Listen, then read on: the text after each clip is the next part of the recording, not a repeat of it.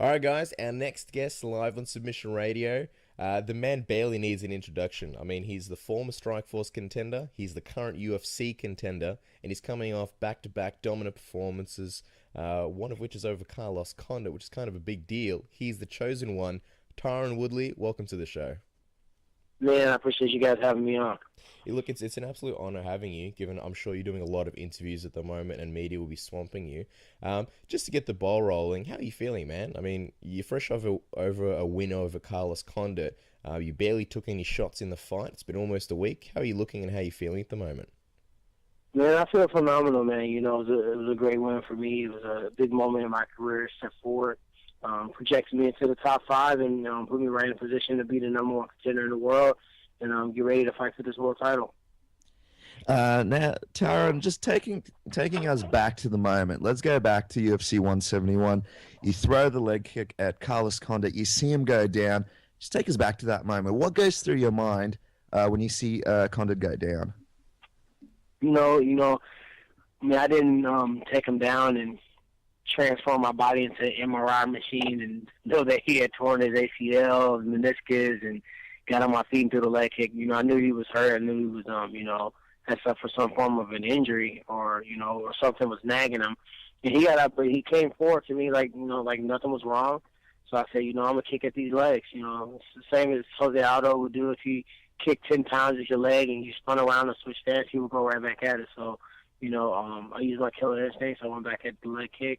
And then when he kind of spun around and made the noise, I'm a sportsman and I'm a respectable person, so it was no point for me to walk forward and throw additional strikes because I feel as if the fight was over. Yeah, I definitely thought that was classy of you. But just to confirm, so before you threw the leg kick, you already pretty much had a feeling there was something wrong with his leg. Is that correct?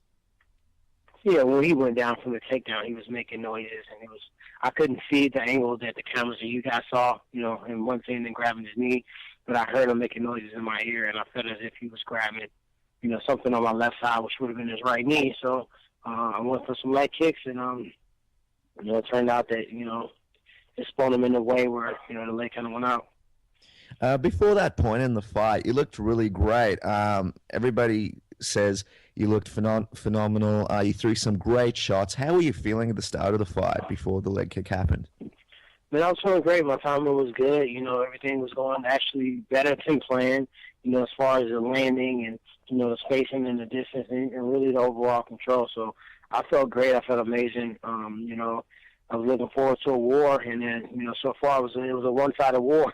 And, it's very, very, very hard to have that happen against Carlos Condit. I watched probably 10 of his fights, some of them 2 and 3 times, back and forth, especially guys like Rory McDonald, Ellenberger, GSP, and guys with wrestling backgrounds that made it gave me, a few things to do differently to try to get done. And that was my goal, and I'm really proud of my team, for putting such a great game plan together, and also just the execution of the game plan. Yeah, it was especially the first round. It was extremely dominant. Not to say the second obviously wasn't, but I mean you really did come out guns blazing. Especially in the first 2 minutes, you landed some real killer shots, and I know I was surprised that Carlos Condit could even withstand them. I mean, everyone knows the guy's got a good beard, but those are some really massive shots you were landing. Now, I heard you didn't feel that Joe Rogan did a good enough job of conveying that message and was a bit biased. Tell us a little bit about that. I just thought that, in general that, someone that basically is landing the shot should still get credit for landing the shot. It wasn't just like I just reached in my back pocket and cracked him in the face. I actually set it up. I blitzed forward. I got some great motion. So I feel like for me, I should have got a little bit more credit for the punch. And he does deserve credit for the chin because it's probably the hardest I've ever hit somebody in my life and they weren't knocked out. So he has a crazy granite chin. Kudos to him to be able to take those shots, but it's all about accumulation. I don't know if he would have been able to take 3-4 rounds of those shots coming from different angles, overhand, straight to the chin, uppercuts underneath the chin. I think eventually, one of those shots would have sent him down, and, I'm a pretty good finisher when someone's hurt, and I think I would have probably got him all the strikes. Tyron, when you landed that leg kick, the place where I was watching UFC 171, the whole place went quiet. People basically, I think after that fight, looked at you completely differently just in the venue alone where I was. And when Joe interviewed Joe, I was a little bit surprised, to be honest, because I saw the fight very similarly to you.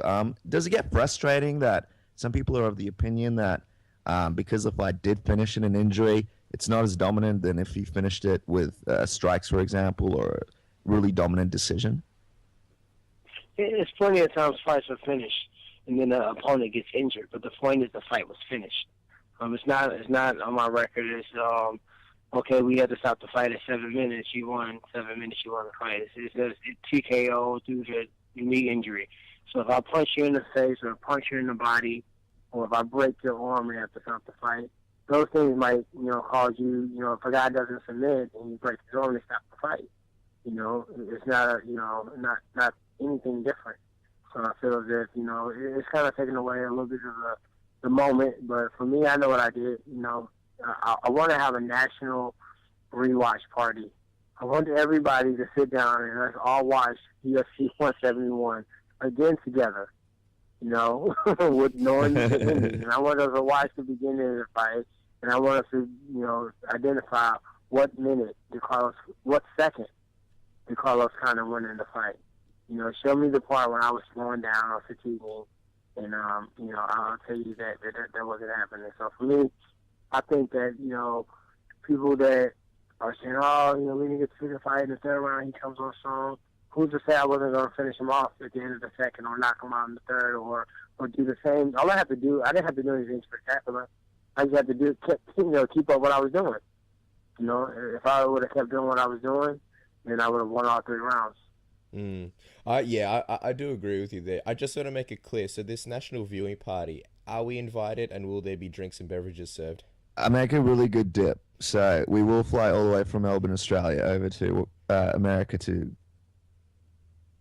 Yeah, we need to make it soon, because I don't want somebody who hasn't really deserved the position to come and get it. So we need to do it soon. We'll have some strange donuts and some drinks, and and really just enjoy it, because it was a great moment. I feel like to a certain degree, people have almost taken that moment from me. I just beat the number 2 guy in the world, which I petitioned for, which I asked for, which I got, and I could have got that fight and got my butt whooped. Damn, man, see, next time you won't ask for it. You might not want what you asked for, but I went out there and I was taking the fight to him. I was showing people why I wanted to fight and why I thought it was a good style matchup. And overall, I just feel as if it should be a celebratory moment for me in my camp. And also it shouldn't be a question of whether or not I'm fighting for the world title. Well, absolutely. I mean, I think at this point it's pretty well known that you want to fight for that title. I mean, you're obviously going to get a lot of time to make that case, but just tell us here and now, why is it that you believe that you should be fighting for that world title? Because obviously at the moment, the welterweight division, it's extremely packed, and there's a lot of guys that share your thoughts, but about themselves, that they believe they deserve the title shot. Well, I think I deserve the title shot just because I was a guy that remembered he signed the contract to be in the fight business. I went out for the top guy they had available. Robbie and Johny was, fighting. I went out for the next top guy that was available. Nobody else asked for the fight. Nobody else put themselves in a position. I went out there and I conquered, and I feel as if that puts me in a position, since it was a number 1 contendership fight, since it's been openly told that Condit was guaranteed a title shot. I feel as if this is an NCAA tournament, or, something where it was seeding involved, and the number 1 seed was going against the number 10 seed, and he gets knocked off, guess what? Now I'm the number 1 seed. I take your road to the Final Four, to the finals, and I feel that should happen. And it's not even just on that. I fight a certain style. I fight a certain way which people want to watch. I was a top welterweight before that fight, and I think I just separated myself, based upon nobody has ever been able to do that to Condit. Like, tell me the last time. GSP didn't. He didn't go out there and just, bomb on him like that, and I think I show why I should be at the top by doing that to a top guy. And it's interesting, Tyron, because it feels like everybody's trying to make a run for this title since GSP's left the division, and since UFC 71, Hector Lombard and Rory McDonald are both trying to make a case for the title as well. Is that frustrating? What are your thoughts on that? It's frustrating because why were you making a run for the title then, Rory? Where were you at then? You know, I was prepared to fight a teammate and friend for the title because it's, you know, that's what it's all about. And on top of that, you know, I never thought GSP was someone that was unbeatable. So for everybody who's like, okay, well now he's going, well let me get a shot. I want to. I mean, it's kind of embarrassing. But damn, dude, you didn't think you can win when he was there. So now he's gone. You know, it's kind of showing the weakness in them that they felt as if they could beat him. I never felt George St-Pierre was a better athlete than me, or you know he was mentally tougher than me, or he possessed some poison that, you know, I couldn't get through. I thought it would have been a tough fight. He's a great champion. But I was prepared to, you know, get to that point and knock him out. I was actually just going to ask you, if you did fight GSP, what would have been the game plan? Would you be going for the knockout? Of course. You know, go for the knockout. You know, hit him with some hard shots. You know, he's long and rangy. You know, and he likes to send messages to wrestlers that, hey, guess what? You're a wrestler, but I'm still going to take you down. You know, so being underneath George St-Pierre isn't fun. He has amazing top control. He passes the guard very well. You know, as far as, you know, getting on top of guys, even Fitch and guys who had previously never had that guard pass, you know, he was able to do that with fairly, you know, ease. So just being prepared that, hey, man, this dude ain't wrestling Division I, but he can probably take you down. I was going to ask you, what would your reaction be? Because the UFC is known for, you know, pulling switches. What would your reaction be if the UFC offered Nick Diaz the title shot? I think, you know, the whole world would know that it's all about entertainment and ticket sales and money at that point, you know. I think he's terrible for the sport as far as, like, being humble, respectful. You know, we're on network television. There's something I wouldn't let my kids watch Nick Diaz. As a fighter, yeah, we all want to see him fight because he's good. But, you know, him being good doesn't cloud the fact that he hasn't earned it. He hasn't deserved it. He hasn't won since 2011. He lost to Condit and didn't rematch him, and I took the fight. He lost to, you know, GSP, so he's right in that bandwagon of guys that couldn't be GSP now all of a sudden want to jump back in. And he's been retired for a year. So with that said, there's so many things that are going against it that I will really hope the UFC wouldn't set that precedent and that bar, you know. Was it frustrating at UFC 171 when you saw Nick Diaz there trying to make his case for the title before the weigh-ins, talking in media interviews? Was it frustrating to you to see Nick really go for that title shot at UFC 171 when you were trying to get ready for your fight? You know, my fight was over with, and I didn't even really hear him. But when I went out there after my fight, it's kind of frustrating because, you know, I think the number one contender deserves to sit ringside and watch his next opponent and be there. And the cameras need to see that, dang, this dude's waiting. He's watching with invested eyes because the next guy's his. And I was told to go back because I had on MMA gloves. So I think they were trying to highlight the Nick Diaz situation, the fact that he was taunting and, you know, seeing the response. And that's what I felt. You know, Nick Diaz don't speak to me. You know, he won't be in the elevator with me. He won't look at me, you know, because I mean, to be honest, I just think he just, I don't know, I'm not going to say what I really think, but, you know, we don't communicate. We don't say hi. We don't talk. We don't shake hands. Well, I mean, obviously with the state of the welterweight division, everybody feels like, you know, they should be making a comeback now, and, you know, everyone feels it's a popular opinion that, you know, it's really opened up. I know you don't share that opinion. You think it was always open, but Nick Diaz is someone who I guess is planning to come back, and he's someone who you might be facing possibly soon or in the future in a possible matchup against Nick Diaz. How do you think you match up there? I think I'm the worst matchup on earth for Nick Diaz.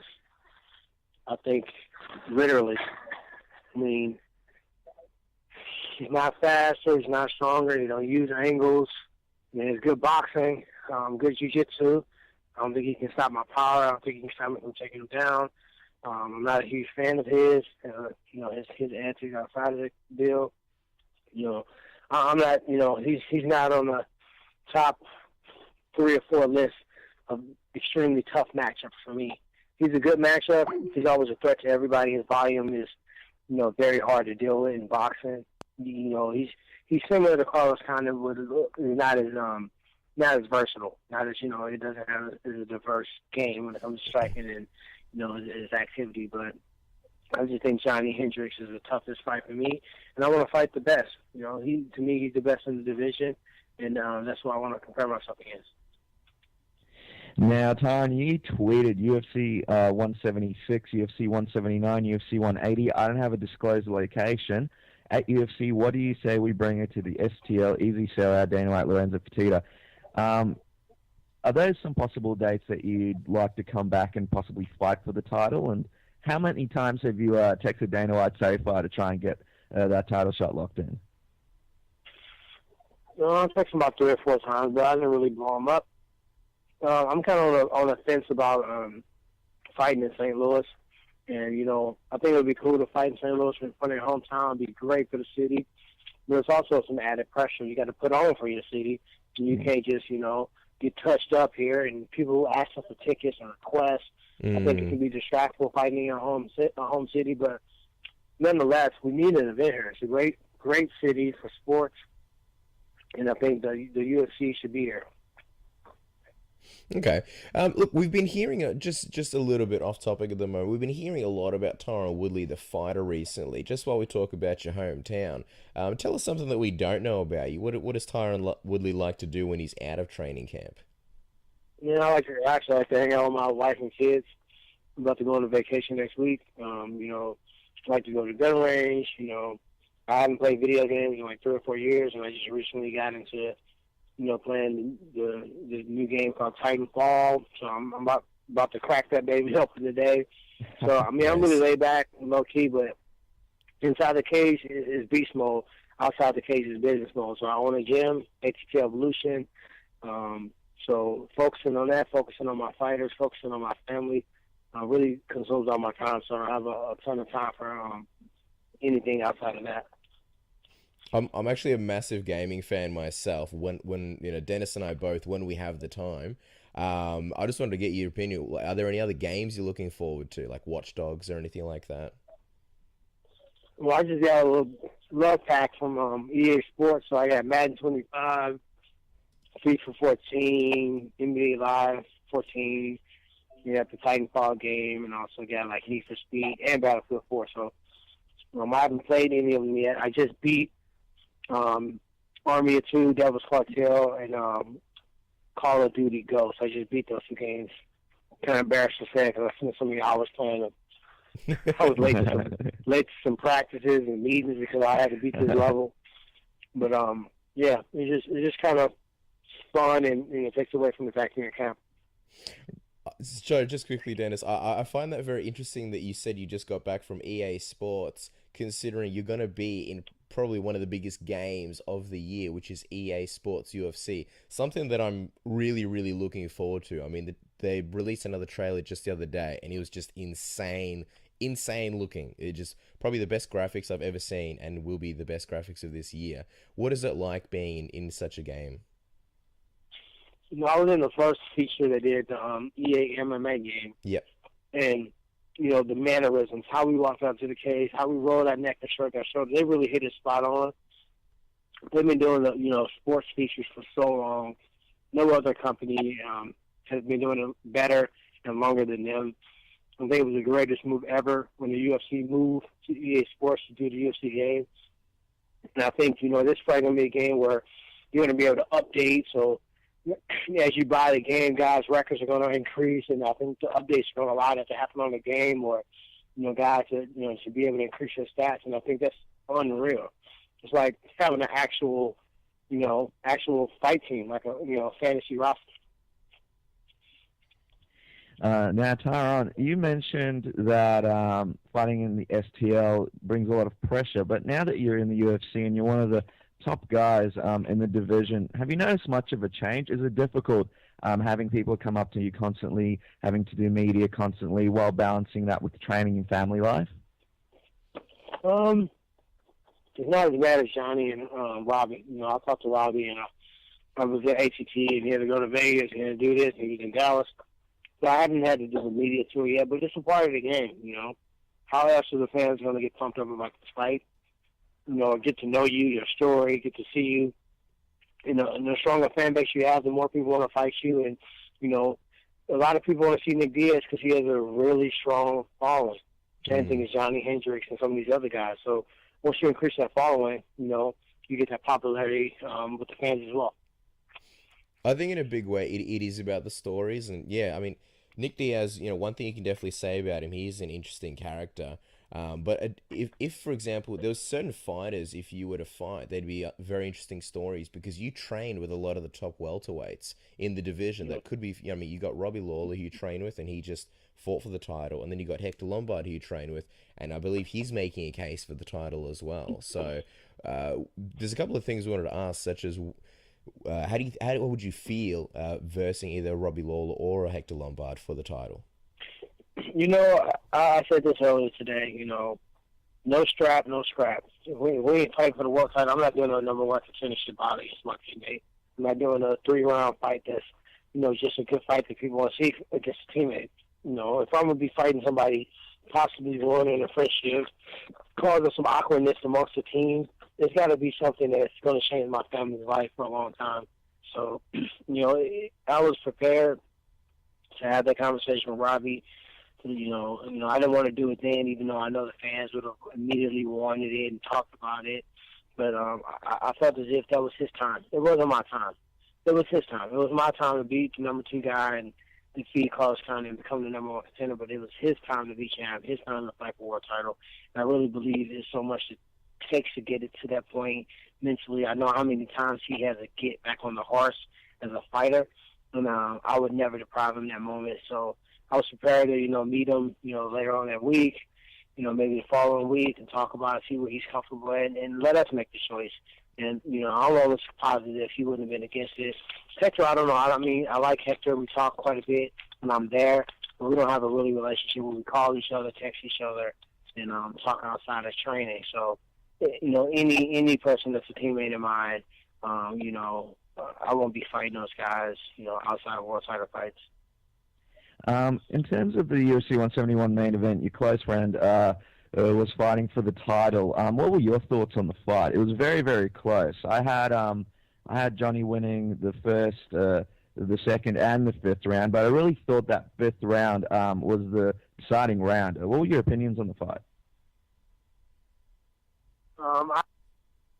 Everybody saw the fight the same way. I don't think anybody's in the uproar saying that, you know, Robbie got screwed. You know, he won 2 rounds, Johnny won 2 rounds. It really came down to the last minute and a half. And you know, I think Johnny pulled it away and he won. And in terms of potentially fighting for the title next, how do you think you match up with Johny Hendricks? I think I match up very well with him. I think, you know, we had a lot of similarities in power, but our power is different. You know, I think we had similar wrestling, but our wrestling is different. We both, you know, one guy's orthodox, one guy's southpaw. You know, I'm a little taller, my arms a little longer. You know, I think we're different in, you know, in stature and different in what we do, but I think, you know, we have some of the same results. We have the ability to take guys down just in a different way. We have the ability to knock guys out in just different ways. I really do think you and Johnny is a fun matchup. I mean, 2 great wrestlers and both with, you know, killer shots and knockout power. But as far as everybody else making a case for their title, the only, I'd say, knock is that Hector Lombard, your teammate, obviously, he recently destroyed 2 guys that previously beat you. Why do you think you deserve the title shot more than Hector? I think Neymar was softened up fairly well for him. You know, he was tuned up by, you know, Turk Safin, tenderized his legs, and I think Jack Ellenberger knocked him out. And I think we're seeing a different Neymar court, you know, now that he's in the UFC. I think the one I fought might have still had some remnants of his past in the supplements, and I think, you know, I think he's on his way out. And I also think, you know, Jake Shields, though I lost to him, I felt like, you know, it was a very close fight. Many people thought I won the fight. And I don't think he looked extremely great against Jake Shields, which nobody does. But, He was ranked 12th. Jake Hill was ranked 2. I was ranked 11. And Carlos Condit is ranked, 2 in the world. So I think 12 and 6, and then you got 11 and 2. I think just purely on rankings, and also marketability. We're talking about who's going to beat the next champion, who's going to hold this belt, who's going to want to talk to all these kids nationally and global, and who's going to be a guy that's carrying their brand with integrity. And I think, all those arrows are going to point towards me. That's right, Tyron. And one of the things I've read about you, and correct me if this is wrong, one of your aspirations later on down the track is opening a boys center for troubled youths and the such. Is that one of your goals when becoming champion, really becoming a role model for some of the kids out there? I'm really thankful to God that I didn't do that first. Right now I own a property gym in the American Top Team, and I think the business model and the structure and the mindset and the organization and the follow through and accounting, all those things that go into a business. Had I did that with a non-profit gym and miscalculated and not done it right, those kids go back on the streets if I close out. Right now, if I close my gym, people are gonna be upset. People have to find new jobs and new places to train. But I'm not sending the kids back to drug dealing. I'm not sending them back to gang banging. And I think that me doing this first, putting the passion and the vision behind something that you're passionate in, but also having a good business model to sustain it. I think that was just wisdom of not doing that first. That's really admirable. I was going to say, just to touch on that Nate Marquardt fight, in Strikeforce, obviously, against Marquardt, you had the chance to hold, the Strikeforce title. The belt slipped through your hands. What is different now about the UFC belt compared to the Strikeforce title? And do you feel like this is redemption for you, and would that nullify that loss? I tried not to think about it. That was a pretty bad time in my life. I thought for every reason that I was going to win. Really the whole fight, even when he was hitting me with hard shots. I was like, I'm not going to win. There's no way he's going to be. Something's going to happen where I'm going to knock him out. Or I thought I was winning the first 3 rounds, and I was against Cage. I'm like, all right, I'm going to move now. Boom. All right, I'm going to move now. And then before I knew it, those shots added up. So for me, I try not to think about the Strikeforce situation just because it didn't end in my favor. The world title of the UFC is different because this is the best organization in the world. This is the best weight class in the world. So what does that say about me? If I'm the number 1 welterweight in the world and the toughest weight class in the world, that puts me very high on the pound-for-pound list. And, I always wanted to inspire kids, inspire people, with a great story of comeback. Of my last Strikeforce fight being a loss in the world title position, and I never gave up. I came back and I achieved UFC gold, and I'm one of the best fighters in the world. I think that's how you leave a legacy behind, and that's what I plan on doing. Now, Tyron, one of the things I'm really curious about, and there's been some speculation about this, is Robbie Lawler. People have said that he doesn't aspire in training. He mainly just does his cardio, improves his skill, but doesn't spar. Are you the same thing as you're in the same camp, or is it just an individual-based thing? Well, Robbie does spar. He spars with certain people. He sparred a little bit with Coach Cattell and Coach Kami. Just straight honesty, Robbie knocks people the F out, breaks noses, and I think he's been through a lot of training partners. And I think, in the military camp, when he first started fighting, it wasn't the sport that we are in now. Military was the first guy that really tested and defied the laws of the overtrain. And, he pushed us, all of those guys, to the point where nobody had ever been pushed. That's why they won that run with so many world champions, just over that Hughes, Silva, he had all these guys that, were champions. And I think they just accumulated too much, and I think he's learned how to train a little smarter. And I've been in the gym with him a couple of times, and he hit so hard that he's not even really trying to hit hard, but he knocked some guys out, broken some nose. And I think it's almost a safety issue for him that he just doesn't want to hurt his partners. I'm gonna just be honest. That's insane. Oh man. I wanted to also ask you, just quickly going back to the Carlos Condit fight. Even though you won, Carlos is still highly ranked, and there's a good chance, being the good fighter that he is, he might make his way back up there. I mean, the welterweight division is so packed at the moment. If, say, you had a rematch with him down the road and you were hypothetically champion, he'd be challenging you. That would be a 5-round fight. Do you think it'd be a different fight at all for you, being a 5-rounder? I think it's worse for him. I have another crack at him. I felt him in the cage.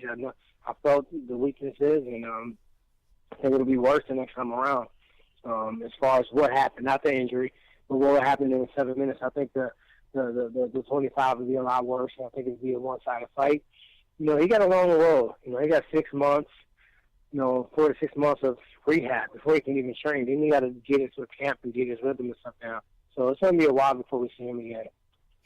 Just quickly, you mentioned that you were in the cage and you felt firsthand some of his weaknesses. What were those? What were some of those weaknesses that you felt and things that you could exploit in the future? One more time, I didn't hear it, sir. I was just saying, you said because you were in there firsthand with him, you felt his weaknesses. What did you feel? What were some of those weaknesses? I just the strength. I didn't feel. He looked wiry. I see all the strength and conditioning stuff. I watched some of his previous fights. Guys that have fought him in the past, he wasn't terribly strong, but I just felt like I really overpowered him, and it was a huge separation in strength and power and speed and timing. And all, like some of his punches, granted I had some amazing training partners, and they simulated him very well. When his punches came towards me, they seemed as if they were in slow motion. And, I know that's only because of, just seeing those punches come so many times. One of the funny things about life is opportunity, and one of the interesting things is you actually tried out for the 9th season of The Ultimate Fighter. In hindsight, are you happy that you didn't make the cut? Oh, I'm sorry. I'm in my gym and some music in the background. One more time. That's okay. I'm just talking about something interesting that fans might not know, that you actually attended the open tryouts for the 9th season of The Ultimate Fighter, and you got cut before the show started. In hindsight, could that be one of the better things that happened to you? Oh, for sure. For sure. I mean, I'd have to get on there and risk the opportunity of me possibly being hit and, doing something silly. So I think God has his own timing, and I think it wasn't time for me to be in a position yet. And I think now, it is time. And I appreciated the journey and the road, fighting those couple of fights, fighting the Strike Force, getting to the UFC. And now, I don't have as many fights, but I will consider myself a veteran now. Speaking of being a veteran, I mean, at the moment, you're definitely making a case for being a title, and there's a good chance we could see you holding that strap, possibly by the end of the year. But there is still obviously GSP who's recently taken that hiatus. If he does come back, do you think he should be put in straight into a title shot, or do you think he should take maybe a number 1 contenders fight and have to work his way back up? No, I think he goes right in my opinion. I think he was the reigning champ. I think he left as a champ. I think for what he's done for the sport, I think he goes right back in my opinion. I will have no issue, no problem. And okay, well, I'll sit back, this is shot, and then I'll wait and see what happens. Okay. Now, also, I wanted to ask you, Tyron, a lot of guys, they have the big dreams of winning the title, and it seems like that's the main thing on their radar. And maybe they don't necessarily think about, anything past it because that's their current focus. I just wanted to ask you, at the end of the day, one day when you hang up the gloves, what sort of legacy do you want to leave behind? What do you want to be remembered for? I just want to be thought of as a guy that, on pure persistence, never stopped chasing his goal that he saw, being one of the greatest that have ever done it. Not just a world title holder, not just the best welterweight, but one of the greatest. And when people think of the word MMA and mixed martial arts, you're one of the things that pop into their mind. And I think, in the entire journey of achieving that goal, you don't forget about family, you don't forget about your integrity, you don't forget about, your upbringing, and you're able to keep that respectfully throughout your career, which is hard. The fame, the stardom, the money, it can all get to you. But to be able to do that is really huge for me. For my sons to see their dad, become a champion, see how much work you put in, how much sacrifice, and for them to take that same kind of sacrifice into whatever they do. If they're a chef stove, they're garbage disposal cleaner, you know what I mean? It doesn't matter. Whatever you decide to do, give it your all, and I think that's what I want my legacy to be. Now, Tyron, thank you for the time. We certainly appreciate it, and it's been a great interview so far. But before you go, and before we go back home and add you on Xbox One and see how good you really are on those games, everyone. My deal is my account is New School Ninja. Okay. So if you want some, come get some. New School Ninja. You're going to get a lot of eager Australians adding you on there at weird times of nights and playing you because of the time difference. It's an interesting time difference, but everybody's listening. Everyone in Australia, Dana White, Johny Hendricks, this is your case for the title. Tell them, why do you deserve the shot, and what you're going to do come your title shot during the date that they give you to fight for the title. I deserve it because I'm the best welterweight he has in the organization, the most marketable. I fight the hardest, the most versatile, and I think I've earned it. I've earned it through fights. I've earned it through persistence, and I've earned it through the willingness to be available and willing to fight any welterweight in the world. I think that's what a champion is, and I'll be a champion soon. Ladies and gentlemen, Tyron Woodley. Tyron, thanks for coming on the show. It's been an absolute pleasure. We'll keep in touch with you as things progress. You can catch him on Twitter at @TWoodley. He's always got some interesting tweets up right now. You can check out all of his games. You can challenge him online at his handle. And Tyron, we wish you all the best, and hopefully we can chat to you about that title shot when it happens. All right, thank you. And Woodley with 3 O's, just to make that clear. T. Woodley with 3 O's. Yeah, there's an imposter there. We might have to take care of him. Yeah. Thanks so much, Tyron. All right, no problem, guys.